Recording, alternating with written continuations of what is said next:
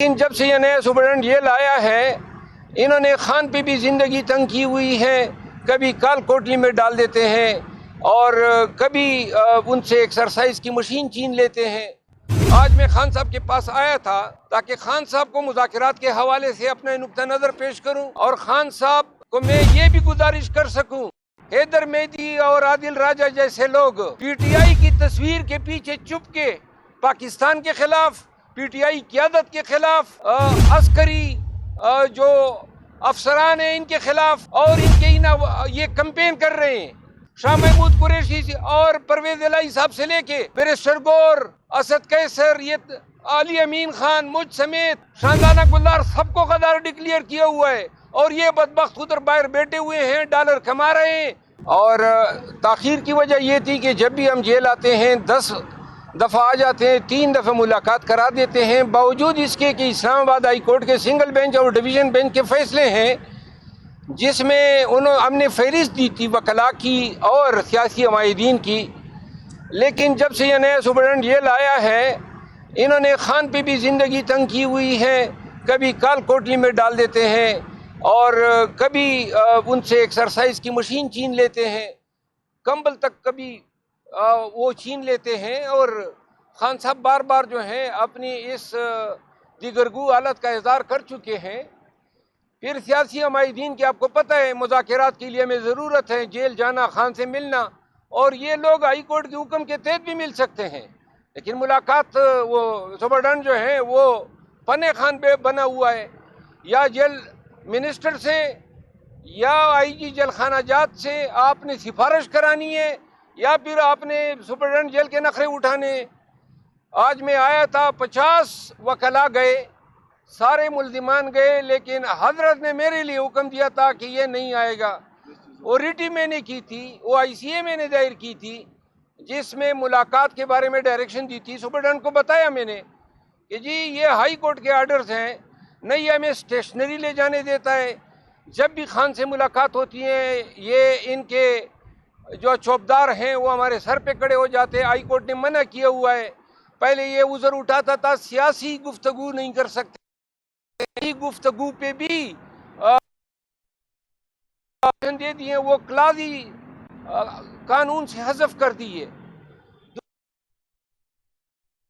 پاکستان مسلم league نون کے زعماء سے گزارش کرنا چاہتا ہوں کہ مذاکرات کی ٹیبل پہ آئے ہم۔ خان نے اور پی ٹی آئی نے بڑی لچک کا مظاہرہ کیا، اور ہم نے وہ مطالبات رکھے ہی نہیں جو آپ پورے نہیں کر سکتے تھے، نہ مینڈیٹ کی ریکوری کا، نہ 26ویں آئینی ترمیم کا، نہ وہ مسائل ہم لائے کہ ہمارے لیڈر اغوا ہوئے، ایم این ایس کو اربوں دیے گئے۔ 2 باتیں کی کہ جب یہ عدالت خان کو یا سیاسی لیڈرز کو چھوڑیں تو دوبارہ گرفتار نہ کریں۔ آپ دیکھ رہے ہیں توشہ خانہ آیا، جب توشہ خانے میں بریت کا وقت آیا تو سائفر میں سزا ہوئی، سائفر میں بریت کا وقت آیا تو عدت کیس میں سزا ہوئی، عدت میں بریت کا کیس ہے تو توشہ خانہ 2 آیا، القادر آیا۔ اب القادر کیس میں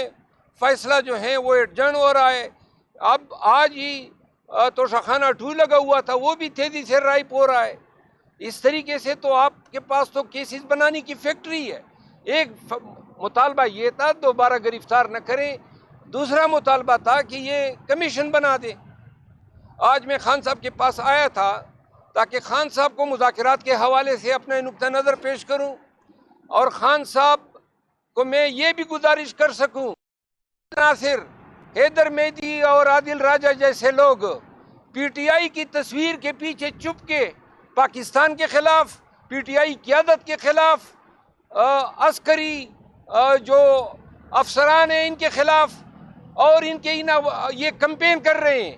اور ان اقدامات کی وجہ سے بدنامی اور تکلیف پی ٹی آئی کو اور ہمیں ہو رہی ہے۔ خان کو میں نے بتانا تھا کہ پی ٹی آئی علی اعلان ان جیسے ملک دشمن عناصر سے اپنے آپ کو ڈسوسیٹ کریں، کیونکہ بہت سارے ہمارے نوجوان گمراہ ہو جاتے ہیں، وہ سمجھتے ہیں کہ یہ کوئی پاکستان تحریک انصاف یا خان کے یہ اور ان کے گماشتے 25 سے 30 ہزار ڈالر ماہانہ کماتے ہیں، یہی جھوٹ بول کے۔ تو خان کو میں نے بتانا تھا انہوں نے آدھی میڈیا کو ہمارا مخالف کیا ہوا ہے، میڈیا کے لوگوں کو گالیاں دیتے ہیں، شاہ محمود قریشی سے اور پرویز الہی صاحب سے لے کے بیرسٹر گور، اسد قیصر، یہ علی امین خان، مجھ سمیت شاندانہ گلدار سب کو غدار ڈکلیئر کیا ہوا ہے، اور یہ بدبخت ادھر باہر بیٹھے ہوئے ہیں، ڈالر کما رہے ہیں اور گمراہ کن پروپیگنڈا کر رہے ہیں۔ یہ بھی میں نے خان کو آج دو ٹوک الفاظ میں گزارش کرنی تھی کہ بس ہو گیا، ان لوگوں نے جو ہیں سوشل میڈیا کے ہمارے نوجوان ہمارے بیانات کو کاٹ کر کے، کل میں نے وسیم بادامی کی شو میں بات کی کہ خان کے ٹویٹس جو آئے ہیں شاید یہ وجہ ہو، لیکن خان کی زبان بندی نہیں ہو سکتی ہے، اب وہ زبان بندی کا قصہ کاٹ دیا، اور جو پہلا حصہ ہے اس پہ ان بدبختوں نے پھر کمپین شروع کی ہوئی ہے، تو لہذا یہ گزارشات تھی۔ لیکن سپرڈنٹ جیل جو ہیں وہ بزیدہ، تو آج میں انشاءاللہ ان کے خلاف تبیین عدالت کی درخواست جو ہیں وہ میں دائر کر رہا ہوں، سیاسی عمائدین کی ملاقات نہ کرانے، عدالت عالیہ کے ڈویژن بینچ کا فیصلہ پامال کرنے، سنگل بینچ کا فیصلہ پامال کرنے، اور عدالت کے پاس جائیں گے۔ جیل سپرڈنٹ اور جیل وزیر اور آئی جی جل خانہ جات وہ عدالتوں سے طاقتور ہو گئے ہیں، تو لہذا اس مسئلے کا جو ہے اب منطقی انجام تک پہنچنا چاہیے۔